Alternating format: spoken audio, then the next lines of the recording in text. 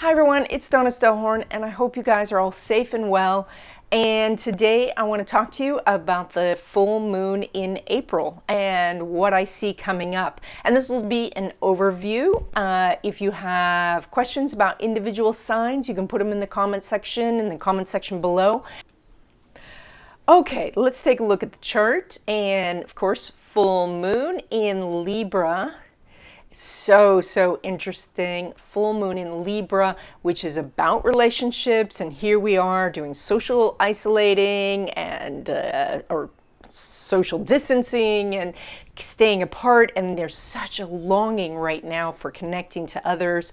And so we have the Libra moon, and that's making that opposition to the sun. Whenever we have a full moon, it heightens emotion, so we're feeling things a little bit more intensely, and so we need to be aware of that's the pull of the moon. We're just getting caught up in that giant moon that's rising, all of the emotions, and because it's Libra, that we are looking at how we're connecting, or more accurately, how we're not getting to connect right now. And so that's where our stress is. And this is, of course, it's my drawing skills. This is, of course, oh, that's even worse. I can't handle it. This is, of course, opposite the sun. That's what a full moon is. The sun is in Aries. It's about ourselves. And so when we look at this, we know that this is, it feels like it's us against the world, or we are not so much us against the world because it's a full moon. It's more like we're here and the rest of the world is out there, and how do we connect? How do we have those relationships, that interaction that we need so much? When we look at what else is going on, Uranus is still going through Taurus. This is going to be happening for some time. Super interesting, because Uranus and Taurus overall means that there is a change in how we buy things, how we deal with currency, how we deal with finance in general. And here we have Uranus, like upsetting things. When we take a look at the aspects it's doing, Mars is making a square there. So Mars square Uranus is like not just that something's changed, but the entire cart is overturned and everything is every which way.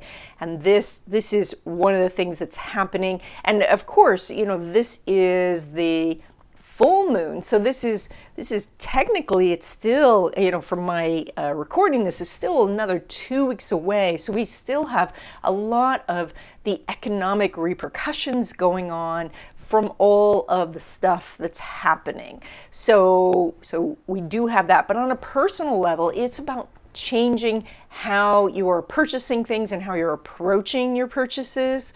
And so when we're looking at the 2-week period, maybe now you have stocked up, maybe that over shopping doesn't need to happen. Maybe now you can pull back and kind of look at what you have, and say, all right, how do I creatively find solutions with what I have already? So that's the hope. This is, it's Mars is up in the 11th house of money derived from career. So a lot of this is whether you're getting paid and how you are looking for other income sources. The other income sources, now we can see that it is 11th house is where that Uranus is pulling from. And so that indicates that money comes from humanitarian organizations or very large agencies like government things, as well as money from your career. And that also does indicate that there could be some short-term solutions for money issues. That very specifically comes from communication. So we have that here, the Taurus on the second house, ruled by that Venus in Gemini in the third. That means there's probably paperwork you need to fill out to get those benefits that they're all talking about now. That is that you also need to communicate your need. can't just assume that things are going to show up for you, that the more you communicate about it, the more likely you are to get something. And this, of course, is reiterated by the trine that is on approach. Yeah, one of these days I learn how to draw. The trine is on approach, so Venus is forming that trine with Mars, and so Mars in your house of money derived from career, we have that direct communication, direct link with Venus in the house of communication, and so what we see is that there is that opportunity, but trines can be difficult because they happen so automatically that we forget to do them. We forget to activate that energy. So this would be maybe the paperwork does show up in your email inbox, but you don't necessarily click and put the signature or list the things that you need. That can cause some delays. So you want to make sure that you activate that trine, and that trine is very very close to the full moon itself. So like be watching for things, communications and forms and things like that to fill out in the week following the full moon. So now here we have Jupiter, which is just past the conjunction to Pluto. This is not the only time they're going to conjunct, because Jupiter is going to go retrograde and then it will cross Pluto it'll cross it going backwards and then it will cross it going forwards before the end of the year. Now, Jupiter being the largest planet in the solar system means that everything it touches expands, and Pluto has this ability to destroy things, and so we put those two together, and it's kind of like a giant with a really, really big club. And so, here we have this giant kind of smashing our systems, Capricorn being our systems, different companies and things like that. So that's what Jupiter is doing. Now, what Pluto is trying to do is remove the excess, remove things that are not necessary, and get down to what's truly important. And so from a personal standpoint, that's here. There might be these losses in your life, but it causes you to focus on what really matters. In this case, of course, it is the relationships that you're having with people. It is your ability to connect with people who may not be able to, or you may not be able to see them face to face. So here's the North Node down here. North Node is your life path, and it's in Cancer. It's in the last degrees of Cancer, and I know that seems backwards because it's at 2, but remember the North Node travels backwards, and so it's going to go to 1 and then 0 and then go into Gemini in just a short period of time, I believe around the beginning of May.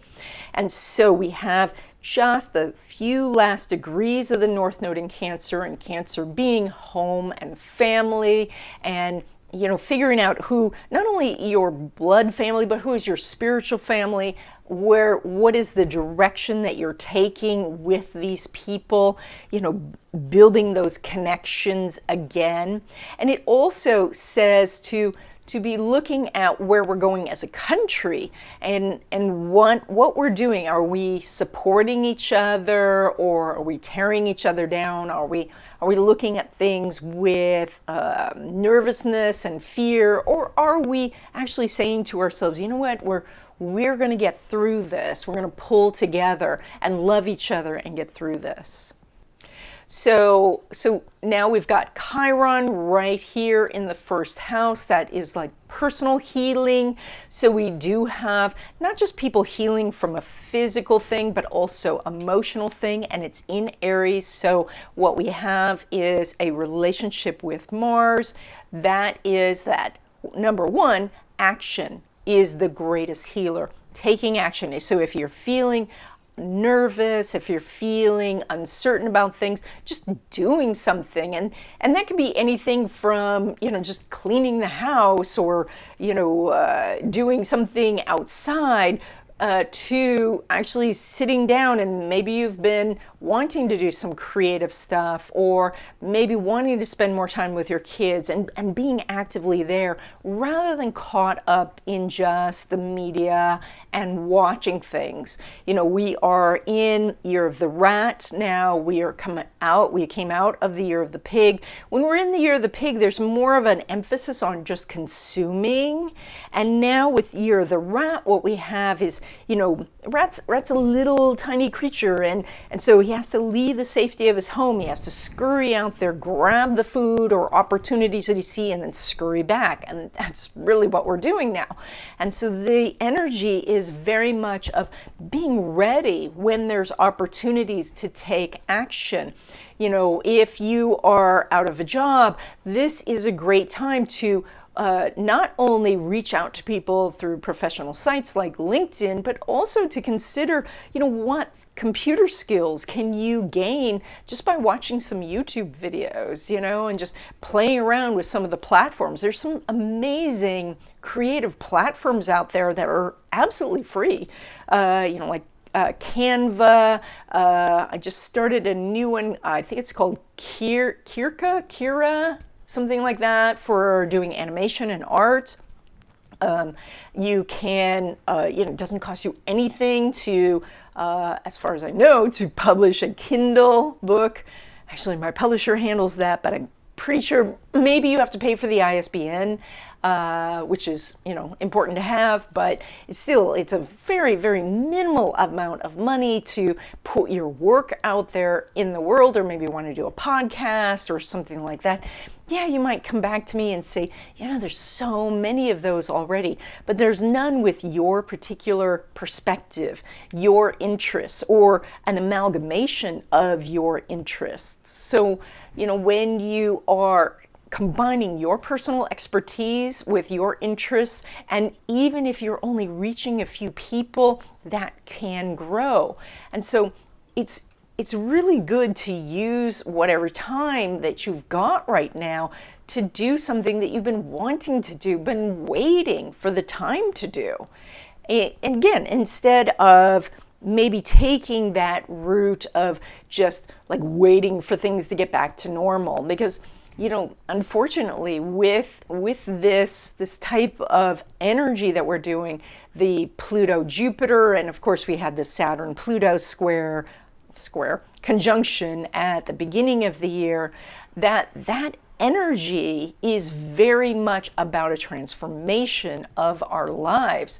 And as we get closer towards the end of the year, when we have Saturn, Pluto, and Jupiter all together, didn't look up that date, but I can put it in the description box below, or maybe I'll put it on the screen. You know, that says that we are doing a transformation. And so it's quite important right now to use this Mars energy and this energy of the sextile from Chiron to design the type of lifestyle that you want. You know, maybe you have always wanted to work from home, and you find that that's really beneficial for you, and now you have the opportunity to look and say, what can I do to expand whatever I've started in that area? Or maybe you decide that, yeah, no, I really do need to work around people. And so then you are looking at what skill set you need to get the job that is going to facilitate that.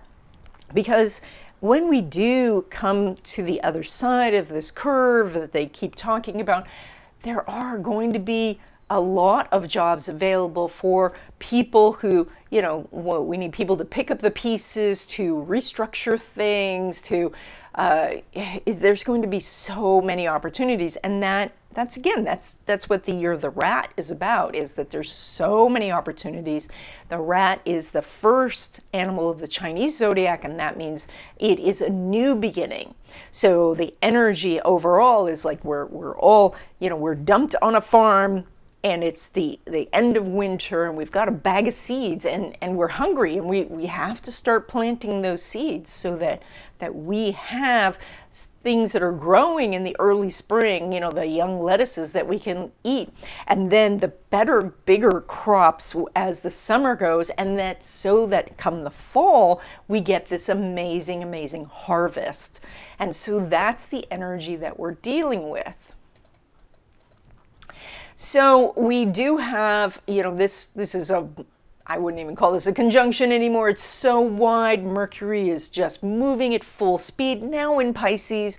And of course, Pisces does rule viruses and things like that. And so we do have the Mercury there. Mercury very much rules this whole experience because Mercury rules communication, and this is a communicable, you know, contamination where we're connecting to each other, and that's what's causing the spread of this. I think that I'm a little bit more concerned when Mercury gets into Aries, because then things move much, much quicker. Right now with Pisces doesn't really have the boundaries, you know, so it's as we don't really know where things are going. And from this this natural wheel, it's of course in the 12th house. That's why there's so much fear around this, because we don't know where it's spread. We don't know how far it's spread. When it gets into Aries, then it's going to be very visible. We're going to know more things. Now we do have a connection here with the Venus, because Venus is in Gemini, which is ruled by that Mercury. So I probably should put the arrow the other direction. But we have that different. It's not an aspect so much as a different type of relationship, because Mercury is talking to that Venus in Gemini and saying, you know, here's more information and more information. The Venus in Gemini in the third is like, we're loving this information. You know, maybe you're looking at every single different channel. And I know I'm not a person who normally watches the news, and I've been, you know, actually going on YouTube and watching these different broadcasts and these different perspectives. And I kind of have to stop myself and say, you know, I don't normally watch the news. So here, what am I doing? Well, I'm doing that energy of the Venus in Gemini. Let's see, what else do we have? Yes, we do. We have Saturn, and we haven't talked about Saturn here. Saturn now in Aquarius, which is so interesting, because we have that kind of dual energy. Now, Saturn is a co-ruler of both Capricorn and Aquarius. Capricorn represents the old, and Aquarius represents the new. But Saturn is about discipline and hard work, and can cause restrictions. And so here we have like new things happening, but Saturn is trying to hold that back and say, you know, let's do the research, let's look at the science, let's look at this in a very structured manner. Mars being also in Aquarius, you know, there's a little bit of a fight going on here, and that is, first we hit the Saturn and it's very restricted and everything's held back, and then poof, that Mars just takes us forward and suddenly changes are happening. And so what we see here is that this is, you know, you might feel like nothing's happening, and then there's a big burst of things, changes that happen, announcements from the government, announcements from your company, you know, things that you can do yourself. Now, Saturn is, of course, going to go retrograde pretty soon and go back into Capricorn, and so we get that kind of like, it's just dipping its toe in this energy right now.